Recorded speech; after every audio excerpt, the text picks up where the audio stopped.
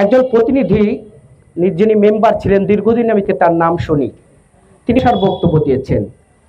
যিনি আমার পাশে মধুখালী থানা ইনচার্জ যে দায়িত্ব আছেন, তাকে আমি এক প্রকার প্রশ্নই করতে চাই।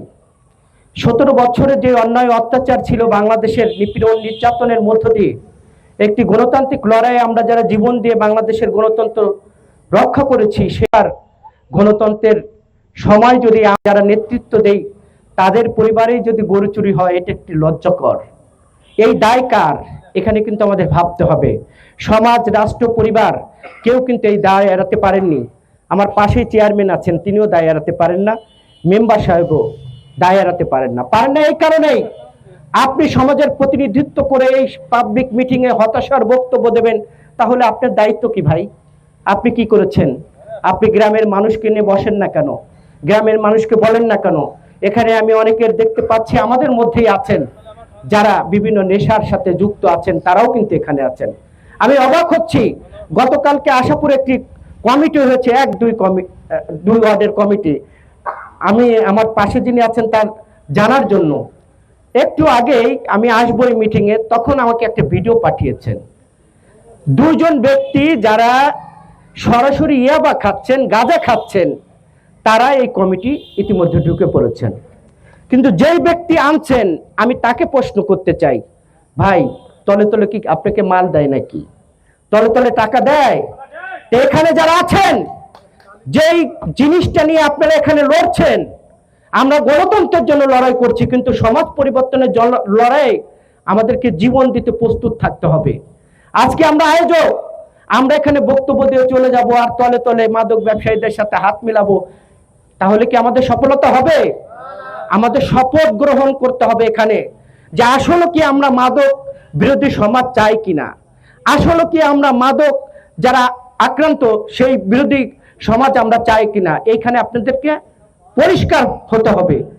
আপনি প্রশাসনকে দোহাই দিয়ে হবে না ভাই, কারণ এই উপজেলায় 11টা ইউনিয়নে সকল প্রশাসনের যাওয়া সম্ভব না, সকল সাংবাদিক যাওয়া সম্ভব না। এর কারণে আমাদের সামাজিক আন্দোলন গড়ে তুলতে হবে। মসজিদ, মন্দির, ঈদগাহ যারা দায়িত্বে আছেন, সমাজের প্রতিনিধিত্বে আছেন, রাজনীতিবিদ আছেন, মুরব্বী আছেন, হিন্দু, বৌদ্ধ, খ্রিস্টান, চেয়ারম্যান, মেম্বার সকলকে এক করে ঐক্যবদ্ধভাবে একটি কমিটি করে এই সমাজ পরিবর্তনের লড়াই আসতে হবে। আজকে এখানে আমি বক্তব্য দিয়ে যাচ্ছি, কালকে বাগানে এই রাত 12টার পরে বাজে ইয়াবা খাবো, গাঁজা খাবো, তাহলে কি হবে? তাহলে সমাজ পরিবর্তন হবে? একটি মহল এখান থেকে গোলাপ ভাই বলছেন, যেটা আমি তাকে আশ্বস্ত, আমাদের সরকার প্রধানমন্ত্রী তিনি সিদ্ধান্ত নিয়েছেন বাংলাদেশকে পরিবর্তন করার।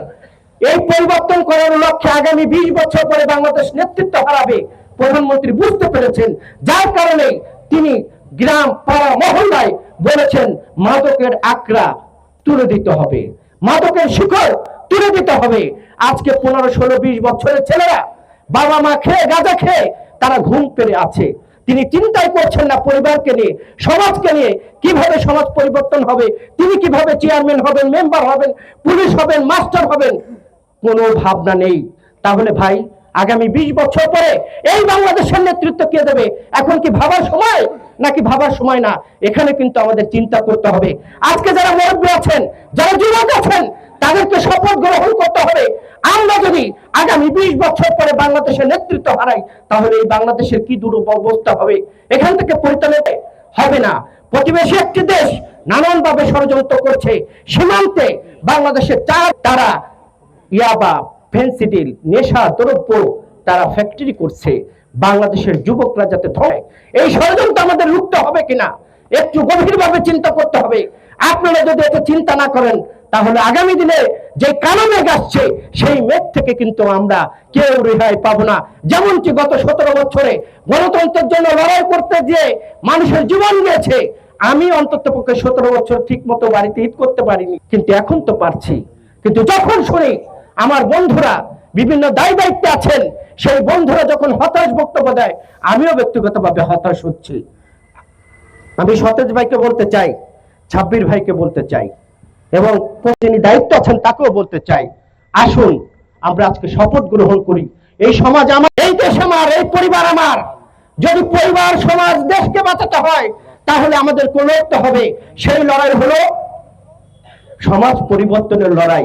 এই সমাজ পরিবর্তনের লড়াই অনেক বাধা আসবে, বিপত্তি আসবে, সকল কিছু অতিক্রম করে আমরা এই সমাজটাকে পরিবর্তন করব। আজকে আমি বলতে চাই, আপনারা কোনো বিভেদ রাখবেন না, আপনারা কোনো ভেদাভেদ রাখবেন না, সকলকে নিয়ে একটি কমিটি করবেন।